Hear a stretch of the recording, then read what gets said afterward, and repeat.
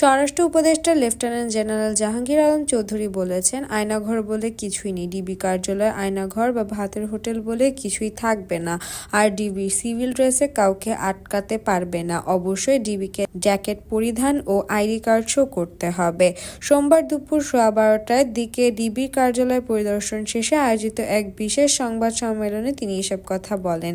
তিনি আরো বলেন, আয়নাঘর বলে কিছু নেই। আমি ডিবিকে বলেছি, ডিবি কার্যালয়ের ভেতরে এই পুকুরটা যেন আয়নার মতো পরিষ্কার থাকে। আয়নাঘর বলে কিছু থাকবে না, কোনো ভাতের হোটেলও থাকবে না। জাহাঙ্গীর আলম চৌধুরী বলেন, আমি ডিবিকে বলেছি সিভিল ড্রেসে কাউকে না ধরতে, সবসময় জ্যাকেট পরিধান করতে, এছাড়া আইডি কার্ড শো করতে। তিনি আরো বলেন, আজকে ডিবি কার্যালয়ের রুটিন ভিজিটে এসেছিলাম। আইন শৃঙ্খলা পরিস্থিতি কিভাবে আরো উন্নত করা যায় সে ব্যাপারে আলোচনা করা হচ্ছে। বর্তমানে আইন শৃঙ্খলা পরিস্থিতি বেশ সন্তোষজনক, তবে আরো উন্নতি কিভাবে করা যায় সেটাই এখন মূল লক্ষ্য।